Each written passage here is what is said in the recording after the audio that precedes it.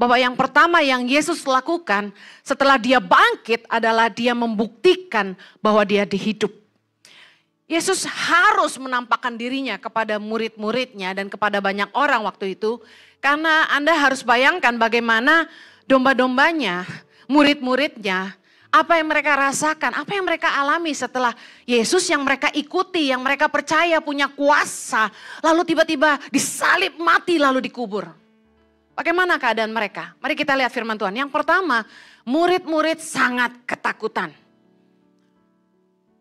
Dalam Yohanes 20 ayat 19, ketika hari sudah malam pada hari pertama minggu itu, berkumpullah murid-murid Yesus di suatu tempat dengan pintu-pintu yang terkunci. Karena mereka takut kepada orang-orang Yahudi. Pada waktu itu datanglah Yesus dan berdiri di tengah-tengah mereka dan berkata, damai sejahtera bagi kamu. Bayangkan keadaan mereka waktu Yesus mati. Petrus saja takut, makanya nyangkal Yesus 3 kali. Ingat? Nah, murid-murid Yesus yang lain pun ketakutan. Mereka mulai sembunyi. Dikatakan mereka masuk ke ruangan itu dan dengan pintu-pintu yang terkunci karena mereka takut kepada orang Yahudi. Yang lain bagaimana? Tercerai-berai. Mereka lari kemana-mana, berusaha bersembunyi. Ada yang dikatakan firman Tuhan, mereka sampai mau keluar kota, meninggalkan kota Yerusalem dalam Markus 16 ayat 12. Keduanya dalam perjalanan keluar kota ketika Yesus menampakkan diri sama mereka. Lalu bagaimana dengan yang lain? Mereka sampai balik lagi jadi penjala ikan, termasuk Petrus dengan teman-temannya. Dalam Yohanes 21, karena hilang arah mereka mulai ikut Petrus aja deh. Petrus itu dari dulu leadership yang born to be leader ya. Yohanes 21 ayat 2. Di pantai itu berkumpul Simon Petrus, Thomas yang disebut Didimus, Nathanael dari Kana di Galilea, anak-anak Zebedeus dan 2 orang muridnya yang lain. Kata Simon Petrus kepada mereka, aku pergi menangkap ikan. Kata mereka kepadanya, kami pergi juga dengan engkau. Mereka berangkat lalu naik perahu, tetapi malam itu mereka tidak menangkap apa-apa. Deja vu. Familiar dengan ayat ini? Pernah terjadi sebelumnya? Waktu mereka mulai hilang arah, aduh guru, rabi mereka mati. Mereka kembali jadi penjala ikan.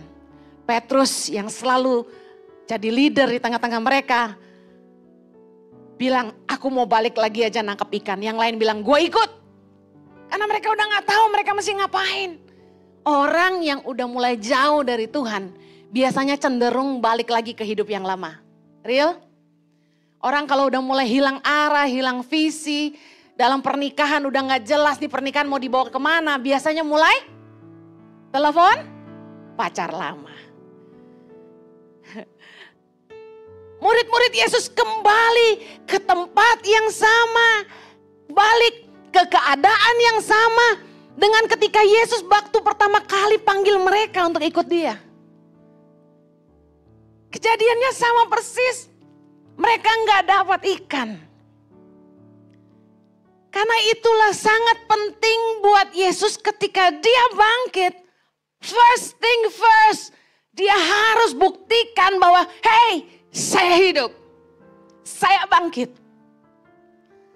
Yesus tunjukkan dirinya kepada banyak murid-muridnya. Dalam perjalanan iman kita. Ada kalanya kita takut. Kita putus asa. Kita hilang arah. Yang kita perlu lakukan adalah kita perlu datang sama Yesus. Jangan menjauh, justru harusnya kita datang sama Tuhan.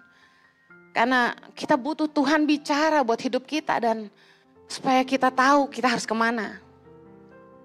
Apa yang murid-murid Yesus alami, kita alami hari ini bukan? Sometimes dalam perjalanan imam kita enggak semuanya mulus-mulus aja. Kita doain orang sakit dalam nama Yesus, mati. Lah, katanya apabila kamu numpang tangan pada seorang sakit, mereka sembuh. Terus ada orang-orang yang ketika mereka udah doa tahunan, tapi Tuhan gak jawab doa mereka. Mereka gak punya keturunan. Mereka mulai goyang. Baru semalam saya baca DM dari seorang ibu. Dia bertengkar sama suaminya, lalu dia pergi keluar rumah, dia tinggal sama kakaknya. Dan mereka sudah nikah 4 tahun dan tidak dikaruniai keturunan. Belum dikaruniai keturunan, baru 4 tahun. Apa yang terjadi? Suaminya mau datang jemput dia dan minta maaf karena pertengkaran mereka. Mertua laki-laki halangi. Jangan jemput lagi. Apa yang dilakukan? Suaminya ditunangkan dengan perempuan lain dan mau dikawinkan. Karena apa? Karena gak bisa kasih keturunan. Suaminya ikut. Suaminya nurut kata papahnya. Dengar baik, kalau ada masalah dalam rumah tanggamu, jangan lari. Hadapi bersama Tuhan. Amen. Kita kadang-kadang dalam perjalanan iman kita ngalamin kayak murid-murid Yesus. Tuhan di mana nih? Tuhan ada nggak ya? Real nggak sih? Pernah nggak Anda berada di titik di mana Anda mulai meragukan sebenarnya Yesus benar-benar hidup nggak ya? Yesus benar-benar nabi apa Tuhan ya? Kita mulai goyang nih. Waktu bisnis kita jatuh ke bawah. Waktu kita terlilit hutang, doa kita gak dijawab, rumah tangga berantakan, anak gak punya. Saya mau kasih tahu, when things go wrong, God never go wrong. Kita harus balik lagi ke Tuhan. Amen. Waktu kita hilang arah, jangan lari dari Dia, justru mendekat sama Tuhan. Kita cuma perlu ketemu Yesus dan iman kita dibangkitkan. Katakan amen. Apa yang Yesus lakukan sebelum Dia terangkat ke surga? Yang kedua, Yesus mengumpulkan banyak saksi. Dikatakan dalam Kisah Rasul 1 ayat 3 tadi, bahwa gini, dengan banyak tanda ia membuktikan bahwa ia hidup. Dan selama 40 hari ia berulang-ulang menampakkan diri. Jadi selama 40 hari Yesus tuh berulang-ulang menampakkan diri kepada berapa orang? Mari kita lihat dalam 1 Korintus 15 ayat yang kelima. Bahwa ia telah menampakkan diri kepada Kefas dan kepada 12 muridnya. Sesudah itu ia menampakkan diri kepada lebih dari berapa? 500 saudara sekaligus. Kebanyakan dari mereka masih hidup sampai sekarang, tetapi beberapa di antaranya telah meninggal. Sekarang tuh maksudnya di zaman Paulus ya. Karena Rasul Paulus yang tulis ini. Nah, apa yang kita bisa belajar dari sini? Yesus pertama buktikan bahwa dia hidup kepada murid-muridnya. Kedua, dia mengumpulkan banyak saksi. Untuk membuktikan sebuah kebenaran, kita harus punya banyak saksi. Dalam kehidupan kita kadang-kadang kita bilang gini, yang penting Tuhan yang tahu. Hanya Tuhan yang tahu isi hatiku. Firman Tuhan berkata begini, Tuhan lihat hati, tapi manusia melihat apa yang di depan mata. Manusia lihat yang di depan mata. Cuma Tuhan yang tahu hatimu. Setuju, katakan amin. Suami istri juga gitu. Makanya gak bisa pakai bahasa isyarat lalu kita marah. Kok lu gak ngerti sih? Iyalah, kamu gak bilang apa-apa. Karena yang tahu hati kita cuma Tuhan. Manusia lihat apa yang di depan mata. Kalau Anda benar-benar berintegritas, kalau Anda benar-benar hidup benar, kalau Anda tidak mencuri, Anda tidak selingkuh, Anda harus punya saksi. Yesus ingin menyatakan kebenaran bahwa dia bangkit, bahwa dia Tuhan yang tidak mati. Dia kumpulin banyak saksi. Makanya dia berulang-ulang menampakkan diri. Dengar baik, Roma 14 ayat 16 bilang gini. Apa yang baik yang kamu miliki, janganlah kamu biarkan difitnah. Lihat ayat ini. Apa yang baik yang kamu miliki, janganlah kamu biarkan difitnah. Sometimes kita terlalu naif. Kita bilang, biar hanya Tuhan yang tahu. No, manusia perlu tahu. Firman Tuhan berkata, biarlah kebaikan hatimu diketahui semua orang. Hari Tuhan sudah dekat. Kita bukan mau nunjukin ego baik loh. No, arti firman Tuhan begini. Kalau kamu hidup benar, tampakkan itu di depan semua orang. Saya sudah pernah khotbahkan ini. Kalau saya beli merchandise Tangan Pengharapan, batik Tangan Pengharapan atau kaos Positif by ETP seperti yang saya kenakan hari ini, saya transfer ke rekening Yayasan Tangan Pengharapan. Bukti transfernya saya kirim ke grup staff dan juga kepada bagian finance. Sebenarnya sebagai pimpinan, saya mau bayar ke bagian keuangan, staff yang lain gak perlu tahu. Setuju? Kalau saya bilang sama mereka, saya bayar kok kaos ini. Mereka percaya gak kira-kira? Masa sih? Masa Bu Heni sama Pak Jojo harus bayar kaosnya? Kalau ambil batik bayar gitu. Saya kasih tahu, saya khotbah ini, saya dipaksa pakai kaos merchandise Tangan Pengharapan. Supaya Anda lihat saya pakai jadi laku. Karena kata mereka, kalau dipakai Bu Heni itu laris. Nasib saya jadi body display. Padahal saya pengen pakai baju saya sendiri yang di lemari bertahun-tahun gak pernah dipakai. Gara-gara dipaksa pakai produk Tangan Pengharapan terus.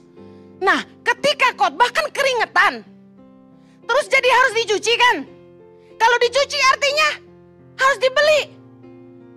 Bukan dikasih.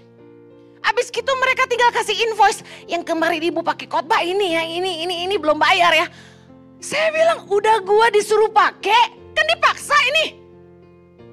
Disuruh bayar, tapi saya bayar. Dan bukti saya bayar, saya kirim ke grup. Supaya jangan ada yang berani fitnah saya dan tunjuk saya dan bilang gini. Kamu ambil merchandise tidak bayar. Mentang-mentang founder Tangan Pengharapan. Saya kasih tahu. Kita harus berintegritas, tapi orang perlu tahu. Kita gak bisa bilang, biar Tuhan yang tahu. Yesus aja ngumpulin banyak saksi. Dari awal saya disuruh Tuhan untuk menolong anak-anak Indonesia. Dan saya gak pernah tahu tentang Yayasan Tangan Pengharapan sebelumnya. Saya gak pernah rencana pengen bikin yayasan. Tapi lalu kami punya yayasan. Saya ngomong gini, donasi gak boleh ditransfer ke rekening saya. Harus ke rekening yayasan. Dari awal, dari nol. Kemudian kami bikin rekening Yayasan Tangan Pengharapan. Dan saya bilang sama suami saya, kita harus diaudit, kita cari public accountant. Bayangin, kalau punya public accountant tuh harus bayar dan bayarnya gak murah. Tapi demi dipercaya, saya mendingan bayar. Kami cari public accountant. Kemudian kami diaudit lagi sama Bain & Co. Saya gak takut, audit aja. Kita gak bisa bilang di khotbah, saya ini jujur gengs. Masa gak percaya saya hamba Tuhan? Gak bisa gitu. Kita gak bisa munafik dan naif dan bilang, biarlah hanya Tuhan yang tahu. Kita semua tempe aja. Gak bisa. Kita perlu punya saksi. Kalau Anda dicurigai istrimu atau suamimu selingkuh, jangan marah, cari saksi. Udah beres. Saksi itu apa sih? Seseorang yang menceritakan kejadian sesungguhnya, apa yang dilihat tanpa ditambahi atau dikurangi. Suami saya yang kasih kepayanan nih. Nah, Yesus itu cari saksi. Maukah Anda jadi saksi Kristus? Mau gak jadi saksi Kristus? Saya kasih tahu. Nanti alasannya saya kasih tahu kenapa Yesus perlu mengumpulkan banyak saksi. Tapi Yesus cari saksi. Kita yang mau bersaksi tentang dia. Nah, saya mau kasih tahu, seorang saksi harus mengatakan yang sebenarnya. Apa yang dilihat, apa yang didengar, tanpa dikurangi atau ditambah. Berarti gini, Anda perlu mengalami perjumpaan dengan Tuhan secara pribadi. Anda perlu mengalami Tuhan dalam hidupmu. Anda perlu melakukan firman Tuhan dan lihat firman Tuhan itu digenapi dalam hidupmu. Sehingga waktu engkau kesaksian tentang Tuhan kepada teman-teman sama keluargamu, Anda menjadi saksi yang benar. Katakan amin. Banyak orang Kristen gak bisa jadi saksi buat Tuhan, gak bisa menyaksikan Yesus dalam hidupnya. Kenapa? Kerja gak jujur, kerja malas, nipu temen, ngutang gak bayar, jahat sama istri, gaplokin terus, gak tobat-tobat, ngobat, minum, mabok, judi, selingkuh, name it. Kita gak punya power untuk saksikan tentang Tuhan karena kita gak ngalamin Tuhan. Pak Paulus Bambang bicara soal doing dan being. Intinya gini, kekristenan gak boleh cuma fokus di luar aja. Yang berubah tuh dari dalam. Mengalami Tuhan, kuasa Roh Kudus yang bekerja di dalam kita harus mengubah kita. Kita gak lagi sama. You know, saya dulu orangnya suka marah terus. Sekarang makanya khotbahnya marah-marah. Tapi waktu saya khotbah, saya bukan marah. Saya greget. Udah saya ngomong kenceng kayak gini aja. Di gereja tuh masih banyak yang tidur di mana-mana. Di sini enggak. Enggak ada satu maksudnya. You know, kita harus jadi saksi Kristus. Karena itulah Yesus yang dia lakukan sebelum dia naik. Dia kumpulin banyak saksi. Kita perlu ngalamin Tuhan dalam hidup kita. Ya udah, kamu dosa, kamu jatuh. Bangkit lagi dong. Minta ampun sama Tuhan dan minta kuasa Roh Kudusnya mengubahkanmu. Bukankah perjumpaan dengan Yesus mengubahkan? Saulus jadi Paulus, Simon jadi Petrus, Maria Magdalena yang kerasukan roh jahat, dia jadi murid yang paling setia sama Yesus. Bahkan dia yang pertama kali datang ke kuburan. Waktu Yesus, besokannya setelah dia mati di kayu salib, yang paling datang pertama itu para wanita, hidup wanita. Serius. Yang pertama kali datang ke kuburan setelah Yesus dikubur itu para perempuan loh. Orang-orang ini orang-orang yang hidupnya diubah. Perempuan yang kedapatan berbuat zina. Perempuan yang gak ada nilainya. Dia berikan harta yang paling mahal. Minyak narwastu. Yang mahal harganya kata firman Tuhan. Dia pecahkan. Dia urapi kaki Yesus. Dia usap dengan rambutnya. Waktu itu murid-murid usir dia. Karena mereka tahu ini perempuan kotor. Tapi karena dia diampuni oleh Yesus. Tabungannya bisa dibilang aduh gak halal dong ya. Tabungan dari jual diri. Tapi Yesus gak lihat itu. Yesus lihat hatinya yang mencintai Yesus. Dan Yesus izinkan dia mengusap kakinya. Bahkan Yesus bilang gini, dia mempersiapkan aku untuk hari kematianku. Dengar baik. Kita harus jadi saksi. Gimana kita bisa jadi saksi kalau kita gak pernah sadar diri. Gak pernah tobat. Mari berubah. Ada pelayan Tuhan yang saya dengar. Ada istrinya curhat di DM saya. Wah ini rajin ke gereja, ngajak saya doa kalau malam, baca firman. Tapi doyan nonton film porno Bu Heni. Di grup WhatsApp-nya, teman-temannya bercandanya jorok. Kirimnya video porno terus gambar porno. Saya kasih tahu, Anda enggak mau cinta Yesus enggak? Mau jadi saksi Yesus enggak? Keluar dari pergaulanmu yang enggak senonoh itu. Bu Heni, teman-teman yang enggak senonoh ini yang kasih saya proyek buat makan. Manusia hidup bukan dari roti aja, tapi dari firman Allah. Anda yang ngandalin kayak begituan, saya kasih tahu, itu enggak jaminan. Saya lihat orang-orang yang hidup dalam kebenaran, selalu dibela Tuhan. Di masa sulit ditolong Tuhan. Orang-orang yang enggak jujur, enggak ikut kebenaran firman Tuhan, mereka kolaps habis-habisan. Jangan nipu-nipu orang. Jangan main-main lagi dengan dosa. Ayo hidup jadi saksi Allah. Yang mau katakan amin. Mengapa Yesus harus mengumpulkan banyak saksi? Karena ada dusta yang disebarkan di antara orang Yahudi bahwa mayat Yesus itu dicuri malam-malam waktu para penjaga tidur. Dalam Matius 28 ayat 11, ketika mereka di tengah jalan, para penjaga kuburan, datanglah beberapa orang dari penjaga itu ke kota dan memberitahukan segala yang terjadi itu kepada imam-imam kepala. Dan sesudah berunding dengan tua-tua, mereka mengambil keputusan untuk memberikan sejumlah besar uang kepada serdadu-serdadu itu. Dan berkata, kamu harus mengatakan bahwa murid-muridnya datang malam-malam dan mencurinya ketika kamu sedang tidur. Dan apabila hal ini kedengaran oleh wali negeri, kami akan berbicara dengan dia sehingga kamu tidak beroleh kesulitan apa-apa. Ayat 15, mereka menerima uang itu dan berbuat seperti yang dipesankan kepada mereka. Dan cerita itu tersiar di antara orang Yahudi sampai sekarang ini. True, kenapa orang Yahudi tidak percaya bahwa Yesus adalah Mesias? Karena beritanya di Israel, Yesus itu dicuri mayatnya sampai sekarang. You know? Wow.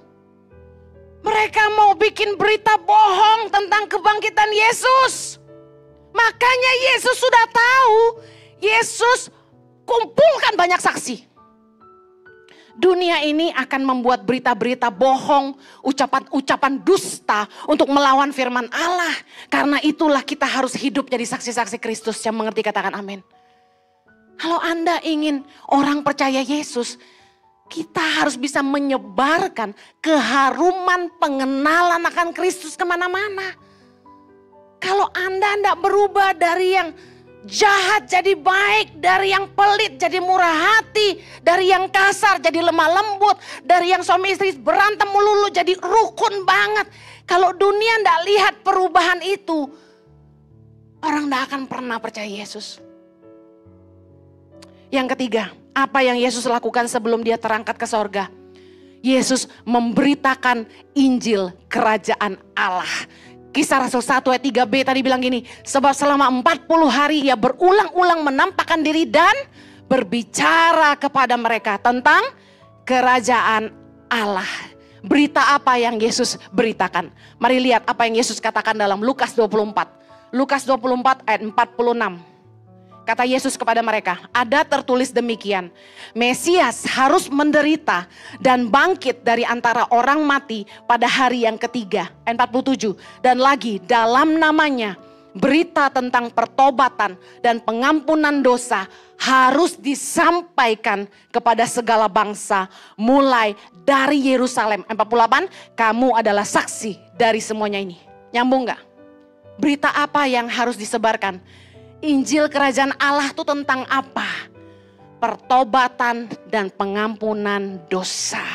Berita Injil Kerajaan Allah adalah tentang kasih karunia yang kita terima ketika kita mengenal Dia. Bahwa apabila kita bertobat sungguh-sungguh dari dosa kita dan berbalik kepada Allah, maka Tuhan akan mengampuni dan menyucikan kita dari segala pelanggaran kita. 1 Yohanes 1 ayat 9 bilang, jika kamu mengaku dosa kita, maka ia adalah setia dan adil, sehingga ia akan mengampuni segala dosa kita dan menyucikan kita dari segala kejahatan. Harusnya berita Injil ini yang kita sebarkan, bahwa berita ini harus terus diteruskan. Kita yang beroleh kasih karunia. Kenapa saya harus ikut Yesus? Karena gak ada di agama lain, ajaran lain yang menjamin bahwa saya diampuni, dosa saya telah dihapuskan, dan saya beroleh hidup kekal selain di dalam nama Yesus. Yesus berkata, akulah jalan, keselamatan dan hidup. Tidak ada yang berani katakan itu selain Yesus. Karena itu saya ikut Yesus. Karena saya percaya sebagai manusia, kita tidak cukup baik. Kita tidak akan bisa cukup baik. Karena itu kita butuh Tuhan yang baik. Dengar baik.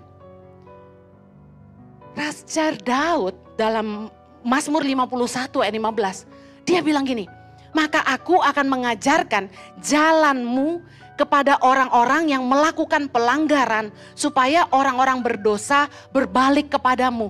Waktu saya baca ini saya sangat diberkati. Sebenarnya kalau kita mau memberitakan Injil Kerajaan Allah kepada orang, kita tidak perlu menghakimi mereka. Gak usah menyinggung agamanya, gak usah menyinggung cara mereka beribadah. Kita harusnya ini yang kita lakukan seperti Raja Daud. Mengajarkan jalan-jalan Tuhan supaya orang-orang berdosa berbalik kepada Tuhan. Amen. Gimana kita ngajarin jalan-jalan Tuhan? Kita tunjukin dengan cara hidup kita. Sesederhana itu. Contoh, Anda kerja di kantor, temenmu ngomong jorok semuanya, Anda enggak ikutan. Anda sebenarnya enggak bilang apa-apa, tapi Anda sedang mengajarkan jalan Tuhan kepada teman-temanmu dengan cara hidupmu. Teman-temanmu semuanya kebar, main perempuan, Anda enggak ikut. Meskipun Anda ikut misalnya kebar itu, Anda coba minum. Itu pun karena demi persahabatan, tapi Anda sebentar saja. Karena Anda tahu di situ enggak baik buat Anda. Anda ikut sama teman-temanmu bisnis. Mereka semua nyogok, suap, tusuk, hajar orang, jatoin orang lain. Tapi Anda enggak ikut. Meskipun Anda tahu Anda rugi kalau Anda mundur. Tapi Anda tahu ini tidak benar, Anda mundur. Saya kasih tahu, hidupmu bicara jauh lebih keras daripada omonganmu. Anda ingin memberitakan pengajaran jalan-jalan Tuhan kepada orang-orang? Kepada anak-anakmu, kepada istrimu, kepada suamimu, kepada teman-temanmu, kepada keluargamu. Hidupi kebenaran. Dengan Anda jadi saksi di tengah-tengah mereka bahwa kita tidak sama dengan mereka. Bukan berarti kita lebih merasa benar, tapi kita tunjukin sama mereka ini jalan Allah. Berapa banyak di dunia ini orang begitu jahat. Saya mau bilang gini, Tuhan butuh kita untuk memberitakan Injil Kerajaan Allah. Bahwa kalau kamu bertobat sungguh-sungguh, pengampunan tersedia buat kamu. Dan keselamatan dalam namanya tersedia bagi kamu. Amin. Saya mau akhiri dengan ini. Dalam memberitakan Injil Kerajaan Allah. Saya katakan tadi kita tidak boleh menghakimi orang atau menjatuhkan orang lain. Harusnya fokus kita adalah mengajarkan kebenaran dan jalan-jalan Tuhan. Supaya orang berdosa berbalik kepada Tuhan. Tapi yang saya sedih adalah begini. Di antara pemberita-pemberita Injil. Menggunakan mimbar untuk saling menjatuhkan. Untuk saling menghancurkan. Menggunakan pelayanan untuk menyikut kanan dan kiri. Sampai ada istilah, saingan tukang bakmi ya tukang bakmi, saingan pendeta ya pendeta. Saya sedih sebenarnya. Saya dikirimin link video. Idon bisa main dikit-dikit? Saya dikirimin link video. Apakah perempuan boleh berkhotbah? Lalu foto saya besar. Oke. Banyak pendeta khotbahin saya. 1 Korintus 15 ayat 5 yang tadi kita baca. Bahwa Yesus menampakkan diri kepada Kefas, kepada 12 muridnya, kepada lebih dari 500 saudara sekaligus. Anda enggak baca nama perempuan di situ bukan? Ada baca nama perempuan di situ? Enggak ada. Yang nulis ini siapa? Rasul Paulus. Rasul Paulus salah satu rasul yang menegakkan adat Yahudi dengan sangat tinggi, bahwa perempuan itu tidak boleh ngajar, tidak boleh bicara. Mari kita lihat apa yang Rasul Paulus tulis di dalam 1 Timotius 2 ayat 9. Dia bilang gini, demikian juga hendaknya perempuan, hendaklah ia berdandan dengan pantas, dengan sopan dan sederhana. Rambutnya jangan berkepang-kepang, jangan memakai emas atau mutiara ataupun pakaian yang mahal-mahal. Ibu-ibu habis ini yang semua yang branded harus dikasih orang ya. Terus jangan kepang lagi ya, emas mutiara nggak boleh pakai. Ayat 12. Rasul Paulus bilang ini. Aku tidak mengizinkan perempuan mengajar dan juga tidak mengizinkannya memerintah laki-laki, bicara soal menjadi pemimpin. Hendaklah ia berdiam diri. Ayat 15. Tetapi perempuan akan diselamatkan karena melahirkan anak. Asal ia bertekun dalam iman dan kasih dan pengudusan dan dalam segala kesederhanaan. Saya sangat menghormati Rasul Paulus. Tulisan-tulisannya luar biasa. Tapi orang-orang yang menyerang saya dengan ayat ini harus mengerti bahwa Rasul Paulus hidup di budaya yang seperti ini. Bahwa yang melarang perempuan mengajar adalah Rasul Paulus, bukan Yesus. Dikatakan aku tidak mengizinkan, bukan Allah tidak mengizinkan. Aku tidak mengizinkan perempuan mengajar, juga tidak mengizinkannya memerintah laki-laki. Kalau ayat-ayat ini dibawa ke zaman ini akan terjadi kontroversi luar biasa. Karena perempuan jadi presiden, perempuan jadi menteri, jadi direktur, gak boleh mimpin perintah laki-laki. Kalau semua laki-laki Kristen pegang ayat ini lalu gak mau kerja sama perempuan, kasihan mereka. Well, perempuan gak boleh kepang, untung gue jarang kepang. Perempuan gak boleh pakai emas, ya mama gue jual perhiasan gimana dong. Mutiara saya udah tolak, pakaian yang mahal saya gak punya, jadi ya aman lah. Nah, intinya yang saya mau bilang gini, Yesus sendiri gimana? Yuk kita lihat Yesus sendiri gimana. Pertama kali Yesus bangkit, justru Yesus menampakkan diri sama Maria Magdalena. Dalam Yohanes 20 ayat 11-18 dikatakan Yesus menampakkan diri kepada Maria Magdalena. Lalu dalam Markus 16 ayat 9, setelah Yesus bangkit pagi-pagi pada hari pertama minggu itu, ia mula-mula menampakkan dirinya kepada Maria Magdalena. Jadi jelas ya ini tertulis, yang pertama kali lihat Yesus setelah dia bangkit adalah perempuan. Emosi deh. Nah, saya mau bilang gini, Yesus menghargai perempuan, Yesus gak pernah ngebedain perempuan dalam pelayanannya. Banyak perempuan ikut dalam pelayanan Yesus dan Yesus gak pernah usir mereka. Kita tahu itu waktu Yesus pikul salib yang ikut dia perempuan. Yang ngusap mukanya itu perempuan. Yang nangis di kakinya perempuan. Yesus gak pernah usir mereka. Saya tadi cerita tentang perempuan yang bekas pelacur, dia dipulihkan di dunia sama Tuhan. Dia menyekak kaki Yesus. Dan ketika murid-murid mau usir, Yesus bilang jangan. Dan apalagi dalam budaya Yahudi, mereka gak boleh ngomong sama orang Samaria. Apalagi perempuan. Dalam Yohanes 7, ketika di sumur Yakub, Yesus justru minta minum sama perempuan Samaria. Ingat kisah itu?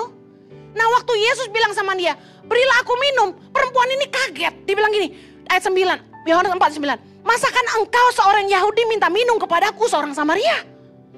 Ada keterangan lagi. Sebab orang Yahudi tidak bergaul dengan orang Samaria. Wow. Yesus langgar aturan mereka. Yesus ngomong sama orang yang Samaria. Orang-orang yang gak dianggap layak. Orang-orang yang dianggap gak pantas. Lalu yang lebih dahsyat apa? Berilah aku minum. Niscaya engkau telah meminta kepadanya. Dan ia telah memberikan kepadamu air hidup. Intinya gini. Yesus nawarin keselamatan kepada perempuan ini. Waktu murid-muridnya balik di ayat 27, pada waktu itu datanglah murid-muridnya dan mereka heran bahwa ia sedang bercakap-cakap dengan seorang perempuan. Bayangin, kultur budaya zaman itu, Yesus ngomong sama perempuan aja bikin mereka heran. Hah? Dia ngomong sama perempuan? Orang Samaria lagi. Nah kemudian apa yang terjadi? Perempuan itu meninggalkan tempayannya, pergi ke kota dan berbicara kepada orang-orang di kota itu. Hei, mari lihat, di sana ada seorang yang mengatakan kepadaku, segala sesuatu yang telah ku berbuat, mungkinkah dia Kristus itu? Ayat 30. Maka mereka pun pergi keluar kota lalu datang kepada Yesus. Saya kasih tahu. Pelajaran yang paling penting dari perikop ini adalah ini. Yesus bicara sama perempuan yang dianggap second class. Yang kedua, orang Samaria yang tidak diperhitungkan, orang-orang yang gak dianggap layak. Yesus menawarkan keselamatan kepada perempuan itu dan memakai hidupnya untuk membawa banyak orang kepada Yesus.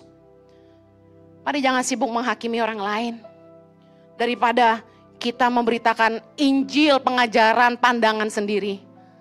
Lebih baik kita mengajarkan Injil Kerajaan Allah. Supaya tidak ada yang binasa. Semua orang boleh hidup yang kekal. Ngapain bikin video khotbah berdebat, menyudutkan perempuan yang dipakai Tuhan. Buat apa? Buat saya gini, udah deh gini, lihat aja buahnya. Apakah jiwa-jiwa dibawa kepada Tuhan? Matius 12 ayat 33, sebab dari buahnya pohon itu dikenal. Buat saya begini, saya gak perlu marah sama pendeta-pendeta itu. Saya cuma sedih dengan jemaat Tuhan yang harus disesatkan dengan pengajaran ini. Saya cuma mau bilang gini, kalau Anda gak mau dengar saya lagi, saya gak apa-apa. Tapi saya mau bilang gini, yuk kita jangan pakai pelayanan untuk jatuhin orang, untuk menghakimi orang. Mari kita pakai setiap kesempatan untuk bawa jiwa sama sorga. Saya mau khotbah karena Tuhan paksa saya, percayalah. Kalau saya ceritain sama Anda betapa saya melawan panggilan ini. Sampai Tuhan sudutkan saya, kenapa jadi viral khotbah saya juga gak tahu. Saya juga gak mau. Tapi yang saya tahu gini, karena Tuhan mau firman-Nya didengar dan jiwa-jiwa datang kepadanya. Saya mau tutup. Mari kita beritakan Injil Kerajaan Allah, bukan memperdebatkan siapa yang salah. Amen. Yesus sebelum naik ke surga, pertama yang dia lakukan setelah dia bangkit, dia buktikan dia hidup. Supaya murid-muridnya imannya diteguhkan kembali. Nah kita yang mulai lemah, yuk datang lagi sama Yesus. Minta Tuhan bicara buat hidupmu. Beri visi yang jelas, kamu harus bikin apa dengan hidupmu. Itu yang saya lakukan dengan hidup saya. Yang kedua, Yesus kumpulin banyak saksi. Karena manusia enggak bisa lihat di dalam hati. Manusia lihat apa yang di depan mata. Hidup kita harus benar dan jadi saksi Tuhan. Amin. Yang ketiga, mari kita pakai waktu kita yang ada untuk memberitakan tentang Dia. Bagaimana Dia telah mengampuni kita dan memulihkan hidup kita. Dia juga bisa lakukan yang sama buat kita semua. Mari bawa banyak jiwa-jiwa buat kerajaan Allah. Jangan memperdebatkan siapa yang salah.